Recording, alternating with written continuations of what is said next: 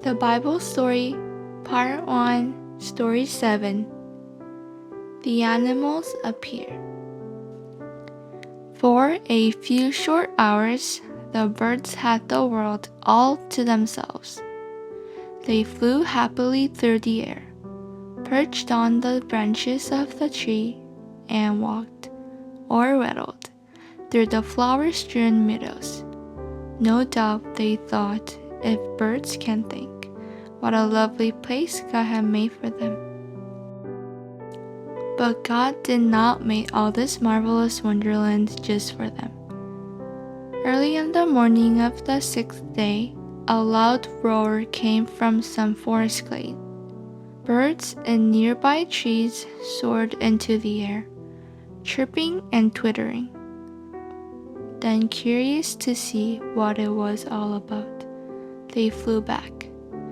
And there was a great golden yellow creature with a fine, strong face, a long, hairy mane, and a bearing like a king. It was the very first lion to roam the earth. But look over there! What can that be? Such a strange animal, with 4 long legs, a big, long neck, and such a funny face. A giraffe, of course, ambling by with its head high in the air. It almost knocks the smallest bird out of the tree. And what is this?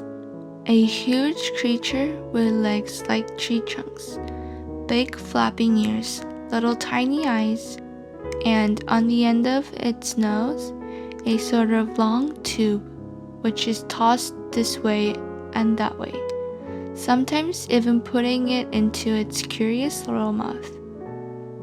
Oh dear, what fun God must have had making the elephant.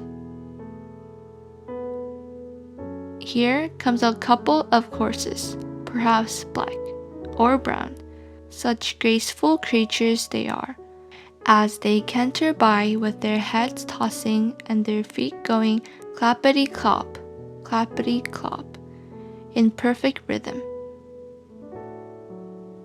Now a couple of zebras with strange markings on their coats.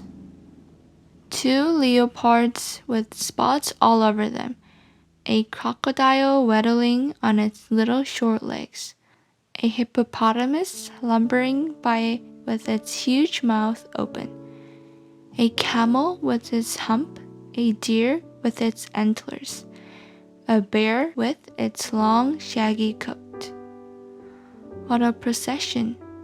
And to think that God designed and made them all in such a little while. Yet, this is not half the story. Not only did He make all the big animals, He made the tiny ones too. Just look there, a little dog, barking and scampering about as all dogs have done from that day to this. A cat walking by with stately steps. A monkey swinging from branches to branches. A chipmunk making funny faces. A gopher burrowing fast to hide itself in the earth. A chameleon changing color every few seconds. A squirrel with a big bushy tail, scurrying around looking for something to bury. And all these are created in a single day. It is too wonderful for us to understand. Just think. Every one of those marvelous creatures was not only made alive, but made to see, hear, smell, taste, and eat, just like you and me. More than that, each one was given the power to reproduce, to make baby animals just like itself. You can draw animals on paper. You can make animals of clay or Play-Doh. But you can't make one of your animals live. You can't make them walk or run or eat. Can you? No, indeed. And just as well, for if you could, what would mother do with them about the house? And how would she feed so many? No, we cannot make animals that are alive. We cannot make even a toad or a mosquito, but God can, and God did. In His creative mind, every animal, every insect had its beginning, and at the sound of His voice, they sprang forth from the earth to do His bidding. And God said, "Let the earth bring forth the living creature after its kind, cattle and creeping thing, and beast of the earth after its kind," and it was so. And God made the beast of the earth after its kind, and cattle after its kind, and everything that creeps upon the earth after its kind. And God saw that it was good. God was pleased with His work.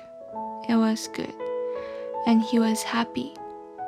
His creatures were happy too, and peaceful. Yet creation was not complete. Something was missing. The most important thing of all remained to be done, and God had left it till the last. I hope you guys enjoyed the story, and good night, everyone.